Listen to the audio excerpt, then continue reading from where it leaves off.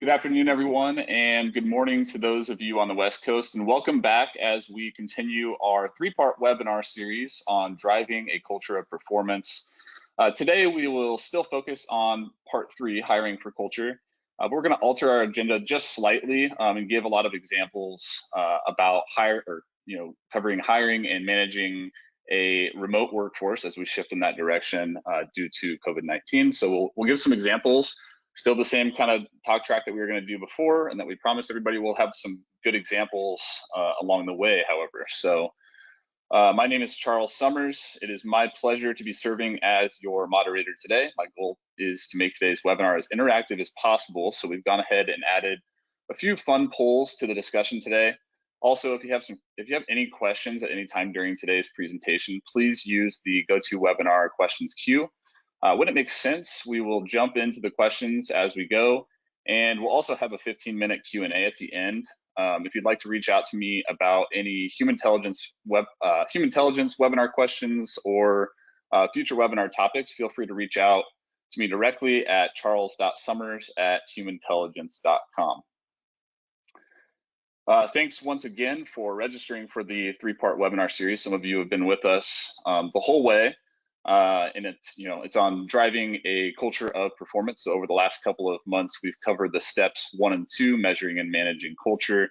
And today we will shift our attention to step 3, which is hiring for culture, and give lots of examples relating to the remote workforce situation that a lot of us are facing today.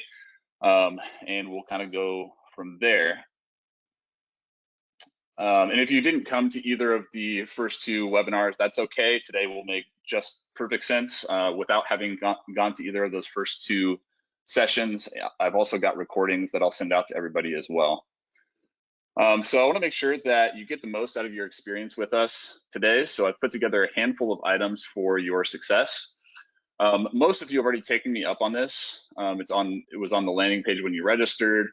But the free self-assessment on the Humantelligence website, it'll definitely help give you some context if you've taken that today.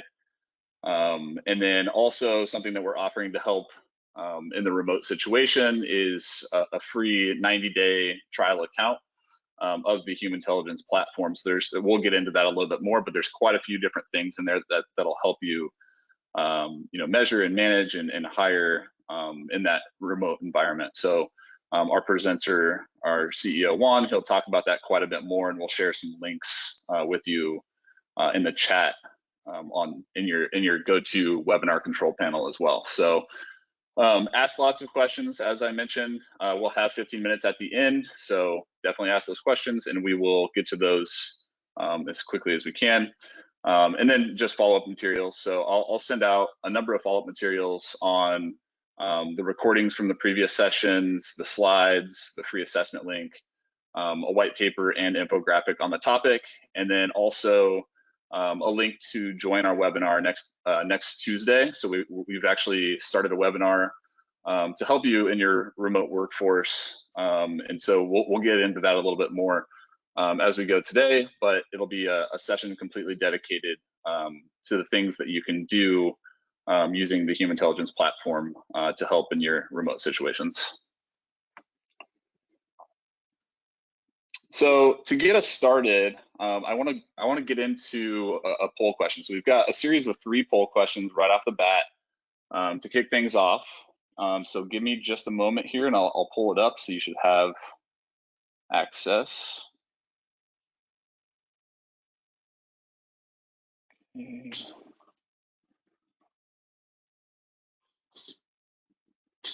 Okay, the poll is distributing right now. So we'll give it about 30 seconds here for everybody to get their votes in. And the question is, are you shifting to a remote workforce right now given COVID-19?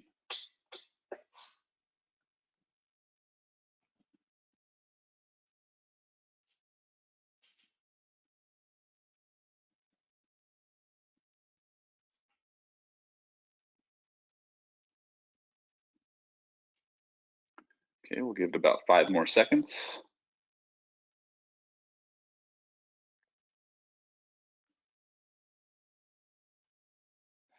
Okay, great. So I appreciate everybody's answers. Most of you put an answer in there. 85% of you said yes, you are shifting to a remote workforce right now. 9% said no, 6 said unsure right now.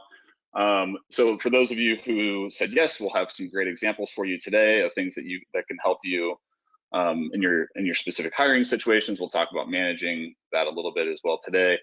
For those of you who said no or unsure, we'll have a number of other examples as well. So if you aren't moving into a remote workforce situation right now, a lot of this material will still be very relevant for you. So I'm going to hide the poll results here, and then I'm going to launch our next poll.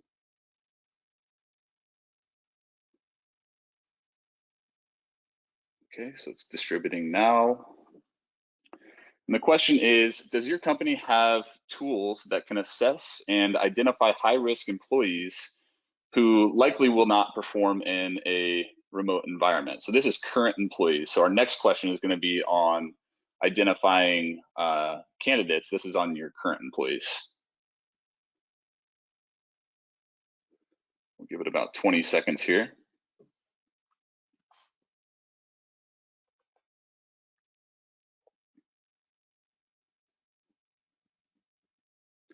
Ten more seconds.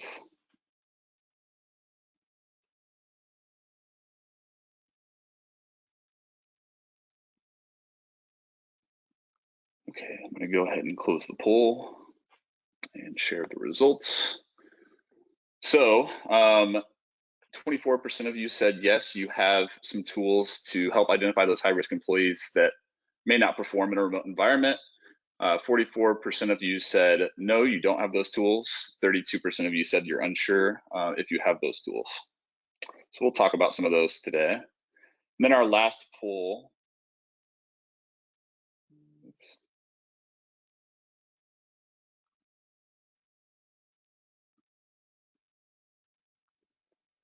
Okay, as I mentioned before, our last poll here is on identifying candidates that would likely perform better in a remote work environment. So do you have tools currently to help you find those people that will succeed remotely?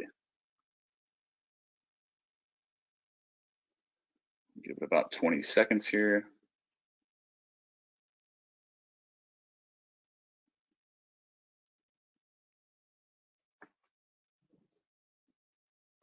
Okay, 10 more seconds.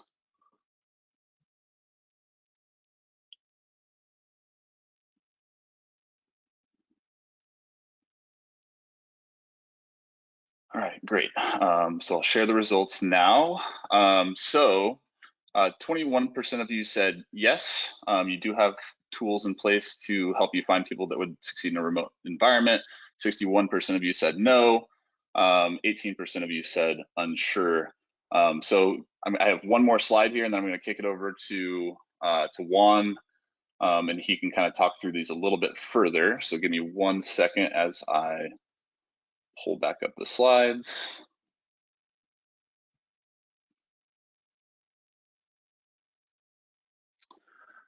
So just a quick overview of Humantelligence. If you've been with us most of the way here through these past webinars, you likely know what we do.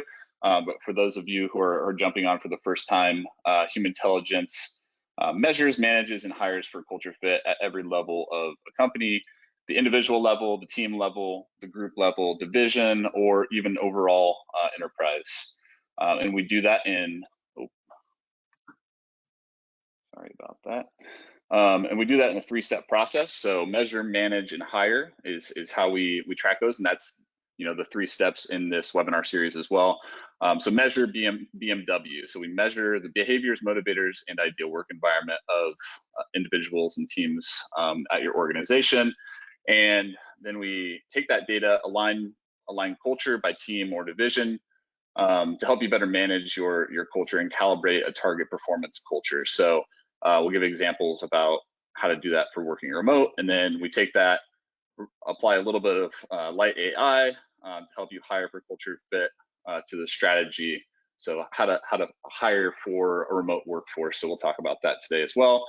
But without further ado, I'd like to kick things off and hand them off over to Humantelligence CEO, Juan Betancourt. Hi, everyone. Charles, can you hear me? Make sure that my mic is working. Yes, I can. Great. Okay. Hi, everybody. My name is Juan Betancourt. I'm the CEO of Humantelligence. First of all, thanks for attending. I know that it's crazy out there for, I think, every single family in this country, no matter what industry you're in. It's both personal and professionally, we've all been impacted. One of the things I want to do with my company, we're lucky that we have a platform that actually can help in this situation.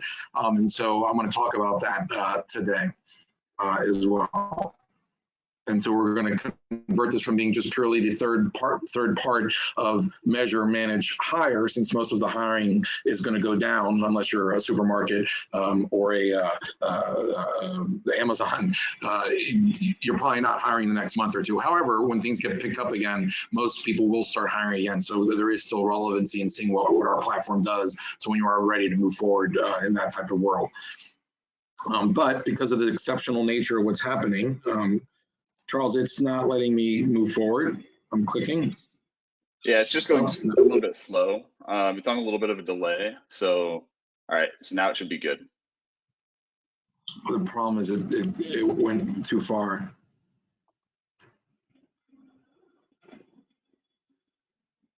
Okay, I think I've got it now. Does it delay this much when you do it, Charles? No, it's immediate when I do it. So I can do it. Why don't you do it? Because otherwise it'll be frustrating for me and everybody watching this. Okay, so you take the control and get it to the, okay. So what we're gonna do here to help companies for the next 3 months, so, now the rest of March and then April, May, June, we're gonna give our platform for free for 3 months, no charge, no catches. We're here to try to help companies, right? We're all in this together.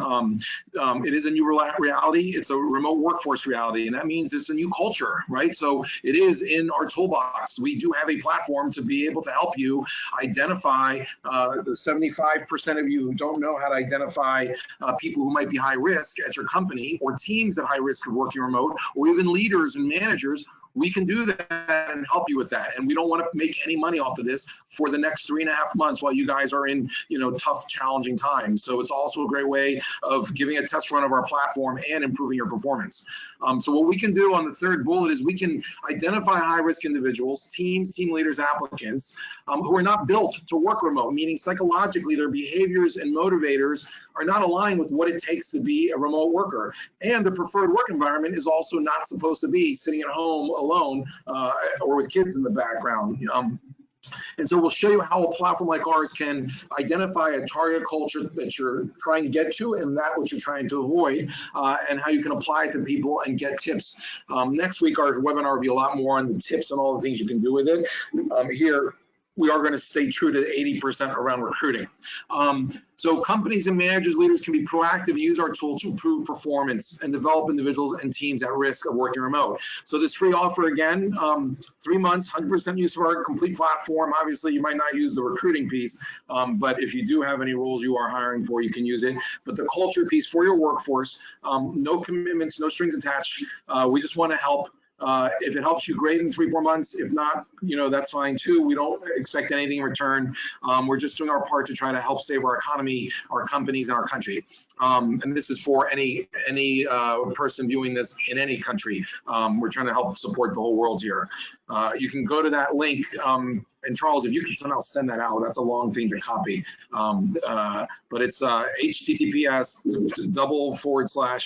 explore.humantelligence.com/90-day-humantelligence-trial. Remember, in both of the words there, Humantelligence, there is no IN in the middle. We've combined the 2 words. Okay, next. Yeah, and Kurt will send that out right now. So he's going to put that in the chat box if he hasn't already. So you all will have that there.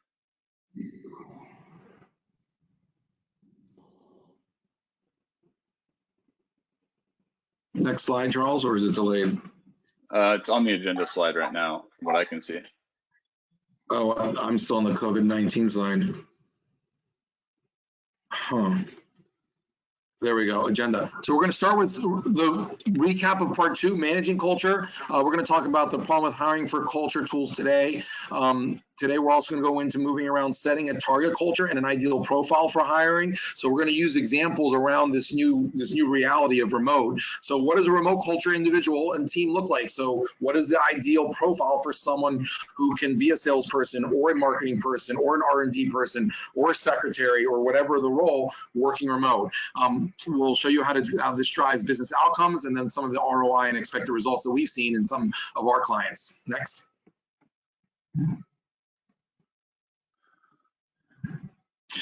Some of the takeaways from our audience polls last webinar, which you can get a recording, just reach out to either Kurt or Charles.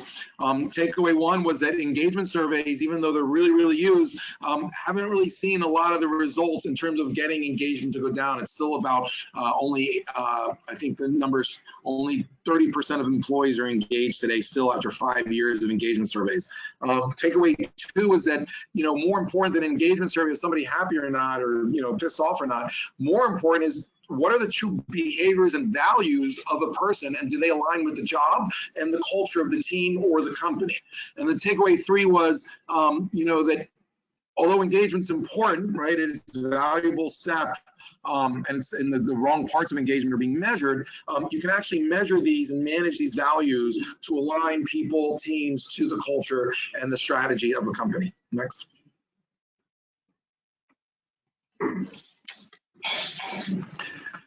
So again, a couple other recap things from the last 2 webinars. Most organizations rely on measurement techniques for culture that don't actually measure culture. They're looking at engagement surveys. They're doing surveys from the McKinsey of the world, coming and interviewing executives, what they think they are.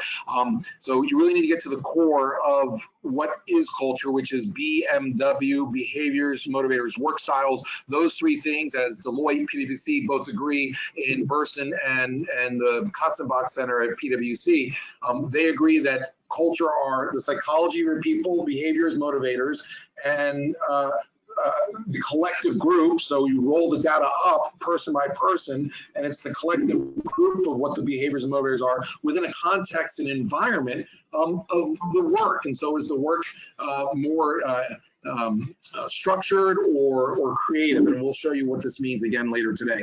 And then you can break down that data and look into your organization and see what the culture is by team, by group, by division. So at Coca-Cola, for instance, their finance and accounting team does have and should have a very different culture, meaning the behaviors, the motivators, and the work styles, than the marketing team, then the sales team, then the R&D team, yada, yada, yada, all the way through to every Coca-Cola country might have a different culture, because obviously we know doing work in France and doing work in Brazil and in Nigeria and in Hong Kong is all very different, even people at the same company.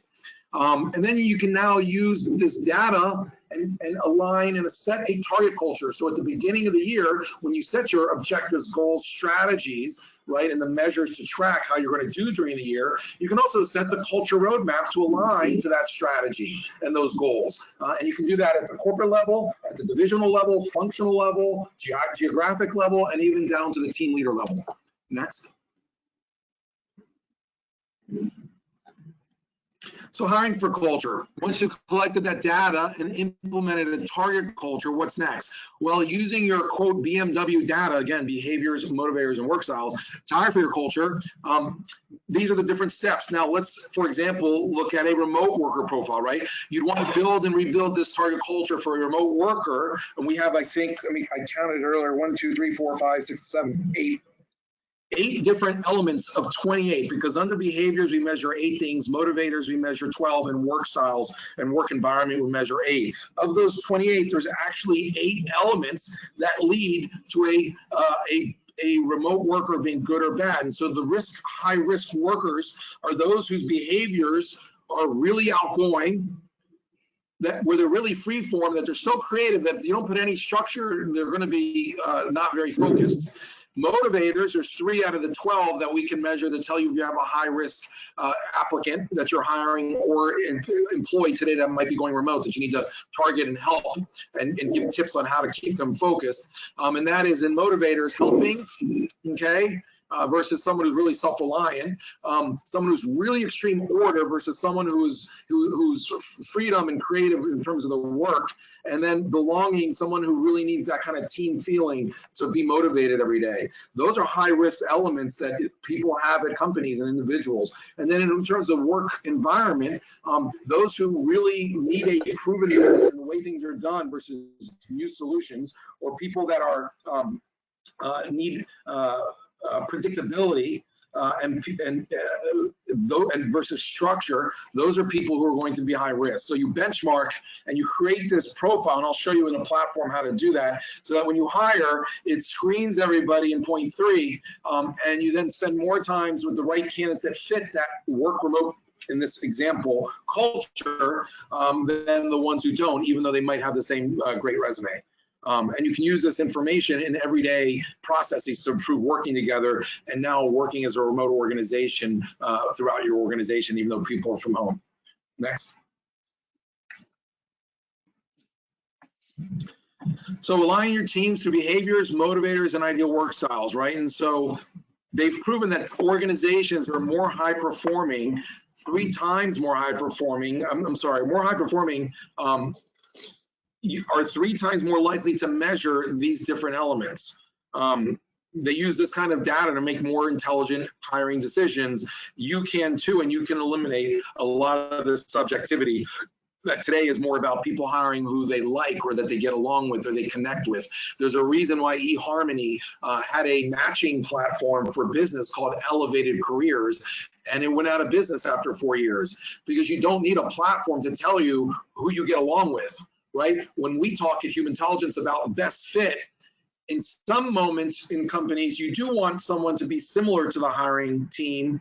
For example, call center and sales agents who are working independently. But for the other 80% of jobs, you actually want problem solving and complexity, and that means complementing the existing team. Now, Elevated Careers, the company by eHarmony, was just using their technology, applying it to see who would get along with each other. They don't understand recruiting. That does not lead to high performance. Next, Charles.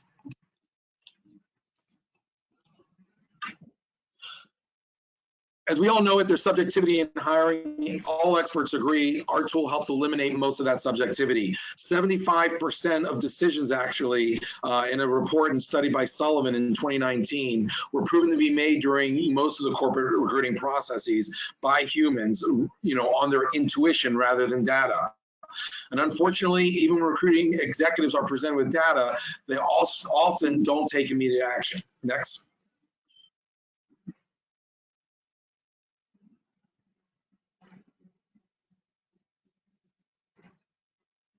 So this BMW concept is scalable, and it does drive results, right? So first, you can use your aspirational culture to define the culture you want across these 28 elements of BMW. And then you can decide, is that what we still want to have? For instance, now in the last month, every company should say they have a new culture, because I think it was 75% of you today, your employees are remote. Actually 85%. So 85% of you, your company's culture just changed. And what you have on the whiteboard above the entrance to the company, on your t-shirts, on your coffee mugs, that was great for yesteryear, but today a remote work organization for maybe 3 weeks, 3 months, 3 years, who knows, maybe it'll kind of pendulum will swing, but today it is a remote work culture, and that means certain behaviors, motivators, and work styles will do better and some will do worse. And you guys need a tool to identify, as 75% of you said you don't have it, to identify who's at high risk and who do you not have to worry about, to focus on those employees that you want to retain and keep performing so they can actually keep doing their job great even though they're working from home.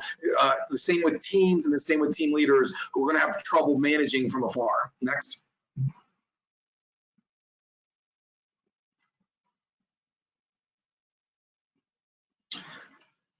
this is back to the recruiting conundrum. A lot of the times you have these profiles with behaviors that a lot of the assessment companies say, we've done 1 million assessments in sales roles. Here's the ideal sales profile. Well, that doesn't actually take into account the culture of your company. So you could take a top salesperson from Coca-Cola and make them go to, or have them move to Pepsi in the same job in the same territory, and they could fail miserably. Same with a McKinsey consultant going to Bain Consulting.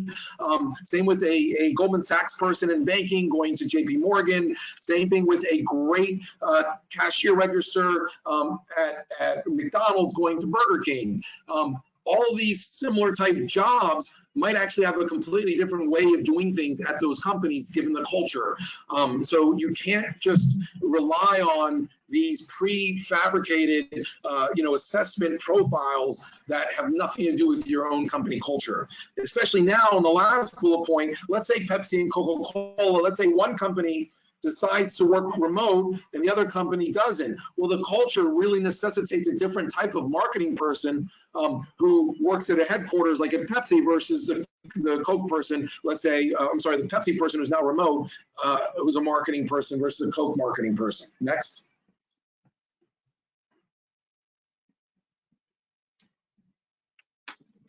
And today's measurement tools are kind of one-size-fits-all approaches I just mentioned, and they get very expensive, and they're not quick, and they're not scalable.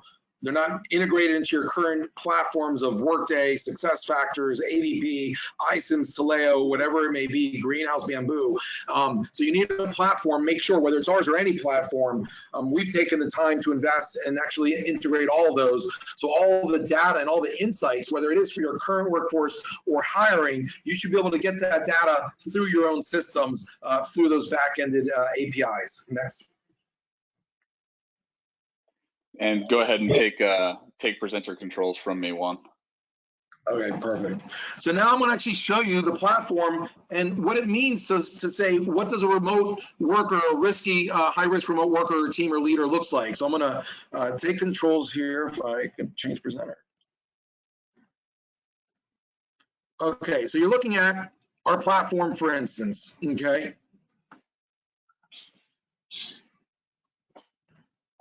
So I'm going to go into, just to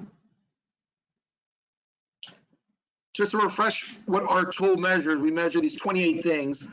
I'll just show you what an individual result looks like and then get to more the advanced part. So, okay, so our individual reports, as we mine, for instance, breaks out every person into 20 archetypes or business personas, okay? And so these 20 describe most people's personalities at work, and not only their psychology, but how they work. For example, a researcher versus a results driver versus a trailblazer, scholar, etc. It's broken down into those 28 things. So BMW, behaviors, whether someone's stability oriented or change oriented. I, for instance, is extreme, deliberate, and steady. Something like cautious versus free form, it means that sometimes I'm cautious 50% of the time, and sometimes I'm very creative 50% of the time. My work motivators, I'm very helping and very freedom. Those are my two dominants, but I'm also very supporting and knowledge based. And in terms of work, the BMW, what work environment gives me energy, I'm kind of a combination between systematic environment and creative environment where I love new solutions, but I like to work with facts and like structure, but I also like doing things differently. So that's individual results. So now let's go in and see how you can identify for this environment a culture and see where your team sits. Now, I'm going to show you two different parts here. This is our demo. This was our team 4 years ago, which was the right culture for us as we were a startup 5 years ago, right? Before we had the platform built and went to market. And so as you can see, as a startup, we had a great culture. We were change-oriented with the majority of people, 10 dominant traits being decisive, and most people using creative strategy and methods being free-form. Great for a startup, right? In terms of motivators, we had helping people, so of service, and we were everybody followed a personal sense of direction, which for a startup, you need people to do that. And then our work styles were very creative, new solutions, working with people, variety, flexibility. Now, if you look at the rolling up of that data, okay, one of the things that in that current culture back then, 5 years ago, I realized 3-4 years later that we needed to change. And so usually when I show this without the Corona-19 world that we live in, the example I give for this part of the demo is now when you recruit, we needed to change who we recruited for. Because for instance, our wheels were falling off. We went from being a creative startup to we needed to scale to hundreds of customers. And so we needed a predictability. We needed structure, defined quality standards, proven methods. We didn't want people to be everyone doing something differently. We needed more order where it wasn't like herding cats. We needed practical people, not just conceptual people. And we needed people who were a little more cautious, okay? People who, basically cautious. So that was the previous example. And then when I went into hiring, I would show how you could hire to complement and supplement for that new culture of scaling versus a culture of creativity and shooting for the. But now I want to show you how this tool already from 2 years ago when I changed the culture. Now we need to change. We're already remote, so you'll see where this goes. We had learned to become remote since everybody works in a different office across the country. But if you look here, I just showed you the current team culture. You can see each person and their 3 dominant archetypes, and then how each person fits with the leader, the current team culture. So for instance, Juana de la O's is only a 40, and then you can see how that person fits with the current team culture. So, for example, in terms of behaviors, she's relatively similar to most, the biggest difference being she's very cautious for a free-form organization. She's very similar in the motivators. We all loved her during the interviews. That's why it's all green here. And there was a challenge in her ability to use new solutions, and she half the team works with facts, and she really shies away from that. And also half the team is very flexible, and she can only do that at a certain time. So that's how one person can be compared. And then there's the target team culture. So what are we going to show you now? For working remote, what are some of the elements that would lead to an employee or a team having challenges working remote? Well, before this call, I went through and I kept most of these other things the same.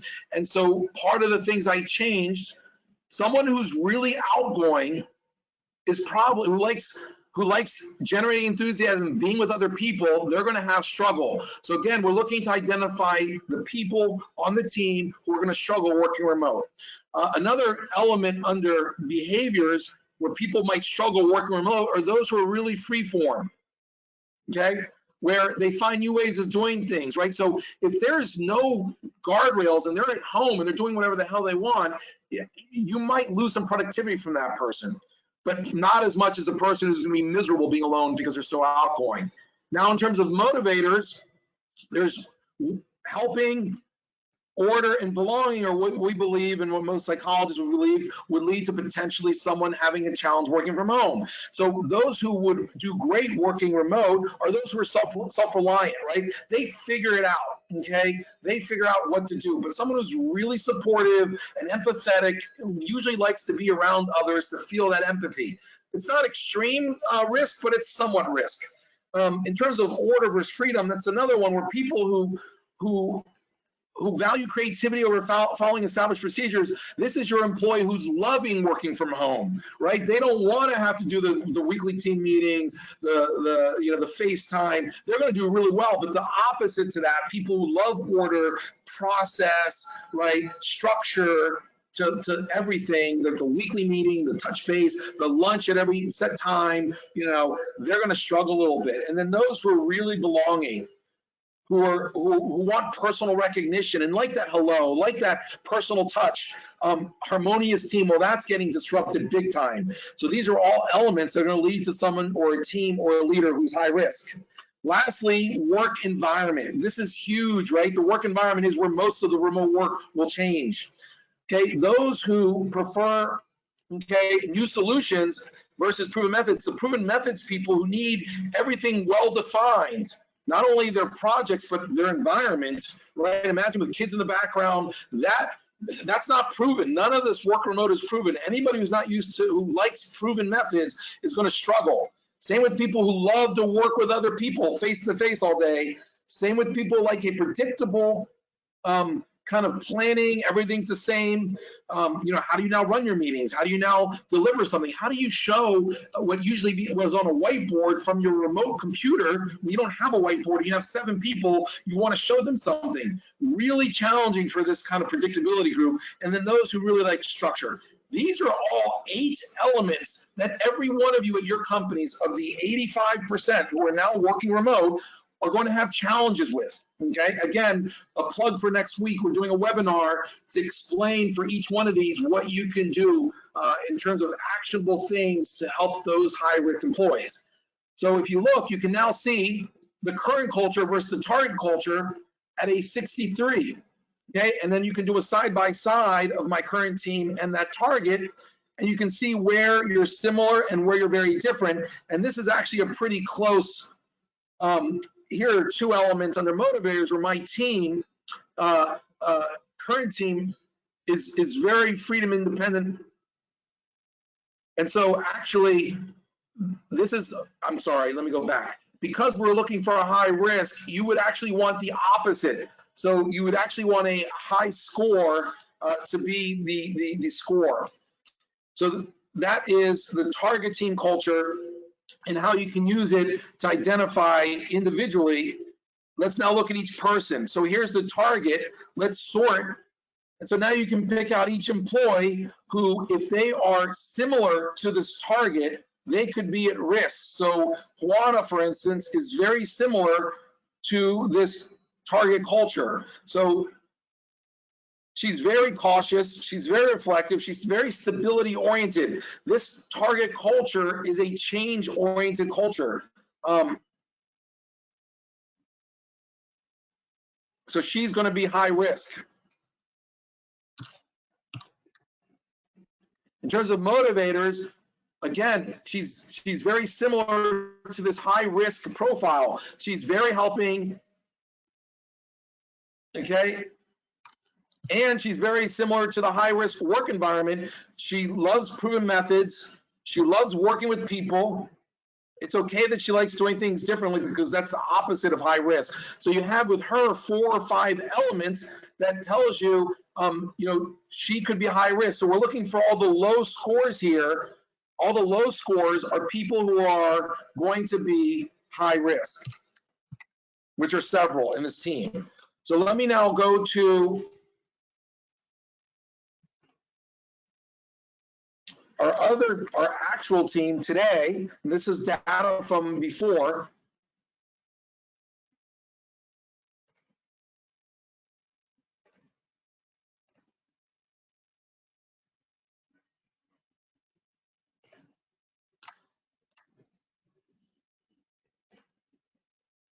Okay, so now it's for hiring. So when you go into hiring, you have a position, and we created this position here, 1 remote worker. You can go in and just like I showed you on the team culture for your current workforce, you can use it for hiring under fit factors. And you can go and find a group or create a team, and this is the team I just showed you. And I can say for this team, I want a target team culture, okay, or a custom one. And this is the working remote high-risk team culture that I selected. You can also see the fit with the manager, the team, etc., as well as fit with any other individuals or high performers. You can add high performers, specific people, or you can do a pre-saved set. Okay, so you can save that and now go into the hiring. And so any applicant who applies to a role, you can see the applicants here. It'll tell them for these 4 fit factors, how someone is psychologically and how they work with the manager, how they fit with the team. And that's that demo team I showed you earlier, how they fit with other high performers, and how they fit with the ideal. Now, I didn't want to click on all high performers. Let me just take those off.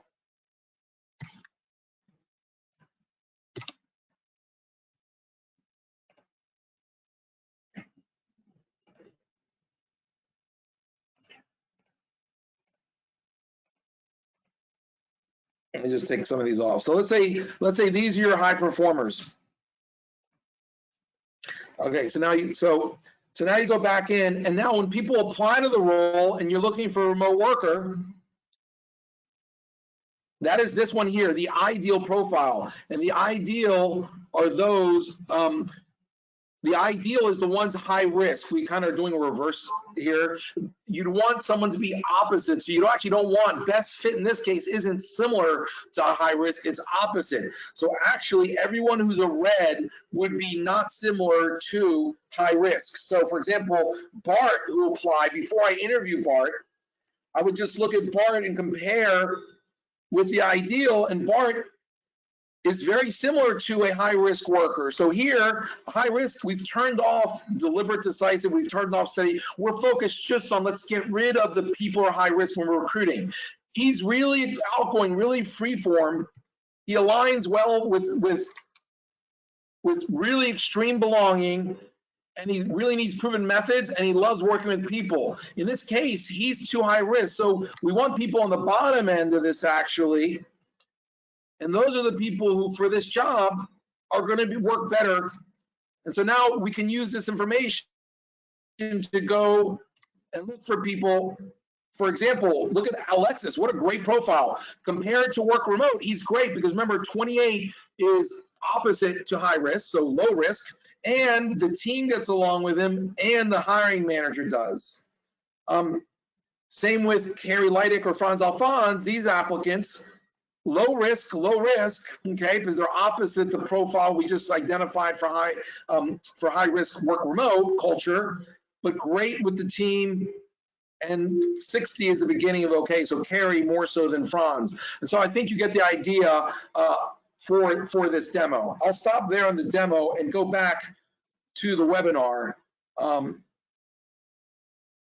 Let's see here. Charles, I'm going to stop sharing screen. You can now show the. Okay, give me just a second here.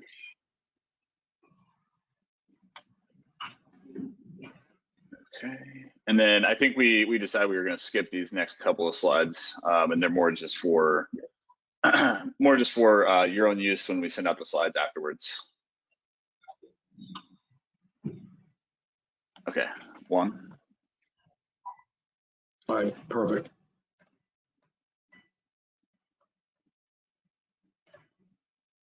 I've lost it. Hold on a second. Okay, so instead of firing low performers, you can also improve their performance with data-driven insights. So low-performing teams or individuals, let's say now in this remote workforce environment, before they actually become low-performing with this kind of platform, you can identify who's going to lose some of that performance by being remote and use tips and tricks to change their behavior and get them what's not natural for them to be more aligned with what they need to do now. Next.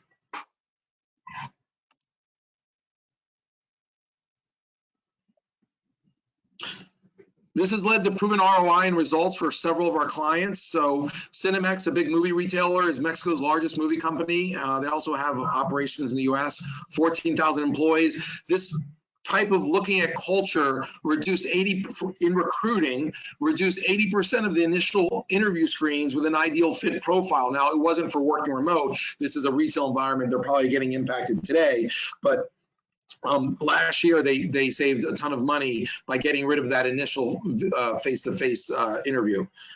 They also had different regional culture for just like the US, you know, Florida or Miami is different culture than Boston, than New York, than Seattle, than LA, than Iowa. Mexico also has 15 very distinct cultures, and this tool was allowed them to hire for each theater region a different culture of what led to success. And they also realized that they have an upscale theater that costs $40 with service at your seat, with alcohol served to you during the film, that kind of white glove service. The kind of people they hire there in those theaters, that kind of channel, much higher level experience for the client, for the customer, needed a different type of culture for the associates working in those theaters than the mall-based mass theaters. Next. We also have, We also have a restaurant, I think it's in Minneapolis, Vivo Kitchen, about like the size of a 80-person restaurant. It's one of the places to go.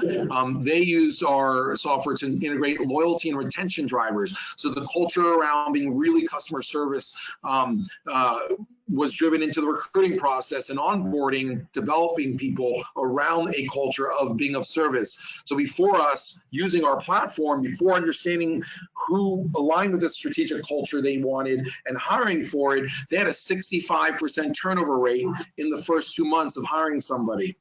After implementation, and they've now used it for 2 years and it's continued at these numbers, they only have a 10% turnover rate. And a third benefit is they went from a 2-star rating on, I think, Yelp to a 5-star rating. And if you, and this is true, if you could talk to anybody in Minneapolis who knows Vivo Kitchen, they will all tell you they don't know what happened, but a year and a half ago to today, a complete change in how the experience is. And it's because they use software to have a culture of intention. Next.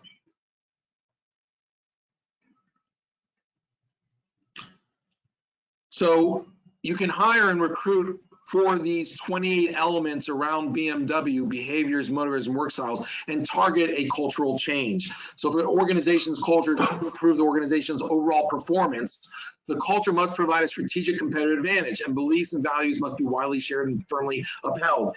Today, this week, all of your companies are most likely talking about how to work remotely. What tips can be done? Right now, it's more about technology on how you can video conference. That is just the beginning. You really have to get into the psychology of your people, though, and identify who, despite not having a Zoom video at home and trained on it, that doesn't mean that they're going to be as productive.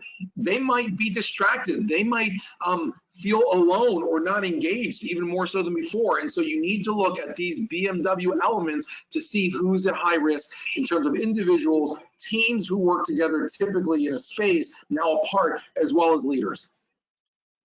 And with that, let's finish with questions. I think, yeah, we have 10 minutes for questions. Yeah, perfect. And to Juan's point there too, you know, there's a lot of different video conferencing softwares that are giving it out for free. I've seen that, you know, Zoom is doing that, and GoToWebinar and GoToMeeting are all doing that. On Tuesday, we're going to talk a little bit more about some of our specific tools that come with that free 90 days. And we've got some plugins that when you go and you schedule a Zoom meeting, or you schedule a GoToMeeting, and it's on your calendar, like we've got a plugin so you can see the personalities of the people that are jumping on that call, so you can better work with them and collaborate. So we'll talk about that more, but that actually goes along with the first question, Juan. And that first question is, being a remote company, what kinds of tips outside of your platform itself, what tips do you give to leaders of teams to keep their employees engaged?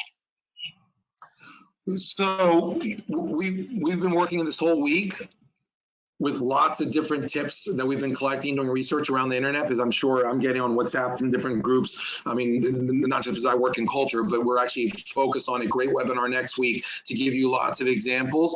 Let me just give you a few that stuck with me that we've actually been using as a remote company. And it was hard for me. I'm a Procter & Gamble guy. I'm a Fortune 500 guy, you know, from the world of Nike. And I've always worked at physical spaces. And so some of the things that, as a leader, that have really been helpful are the following.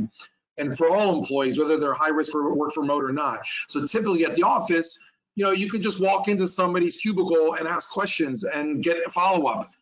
If you don't have a weekly meeting with all of your direct reports, let's say you have 8 directs, if you don't have it on the calendar every week already scheduled, I prefer typically on Monday or Tuesday, you're not going to have the same productivity. You're not going to be aligned on setting the direction every week, because when you take for granted subconsciously at the office, where you have that everybody together in the room, or somebody has a follow-up question, they come in your office, they're not going to be, a lot of people aren't used to just picking up the phone and calling their boss or calling somebody else in the team. And so one action item is I do a kickoff meeting early in the week, usually around 11 a.m. to 2 p.m. on Monday, where all my direct reports are there. We talk about what everybody's going to be working on, okay, and any issues for the team as a whole, right? And we start with the issues first, then each person goes through their key things that they're going to be accountable for by the next Monday. So we have that one Zoom video call where we're all kind of doing the typical same Monday meeting, but on Zoom. Then I have already scheduled Tuesday and Wednesday, actually, one-on-one meetings to go deep dive with each of my subordinates to make sure I'm answering their questions, because they're not going to be able to walk in my cubicle. And we all get really busy, even remote, you'll get busy. And so without that structured, 8 calls a week on Zoom already in the calendar, you don't find that time. And so having that on the calendar is really helpful. And then different subgroups, I have a sales organization of about 6 people. They have a sales call every week on Thursday to go through any problem accounts or how to push the ball across the line and others. So these are things that you need to set up in your calendar, set it and forget it. Don't go into each week trying to set up, there's a lot of time setting up stuff every week. So kind of fill your calendar up with a good 15 hours of meetings that are video conference with others. And video conference, it is tough to get used to, but it's a lot more real than phone calls. Those are the only tips I'm going to give now, but we have a ton of tips that we've been researching and putting together for our webinar next week. That will be led by my industrial psychologist, Carrie Leidick, and Mark Lacroix, our Chief Technology Officer. Next question. Perfect. Yeah, and I had a couple other questions just like that one, and one about their sales team of 50 people and what they can do on a daily basis. And one thing that I do personally with my team, I've got a marketing team and SDR team that reports to me. One thing that I do, and if any of you have ever read the book The One Thing, we do a daily stand up where every single morning we say the one most important thing on our schedule. It's just a good way to stay engaged. If any big topics are coming up, like, hey, we've got a webinar today, like, let's make sure that we get the most out of that. That's a good time to cover that. No more than 2 or 3 minutes on the line. It's just a good way to stay engaged with team members. So another question that I have is just where to get all the materials for today. So I'll just take that one quick as well. I'll send out an email as soon as this video actually finishes rendering. I'll put it on YouTube and I'll send out an email with all the materials, the link to the free trial, and the webinar for next week as well. And that's all the questions that we have. If you do have any other questions, definitely reach out to us. Juan, did you have anything else to add before I kick it over to the last slide here? No, thanks everyone for joining again.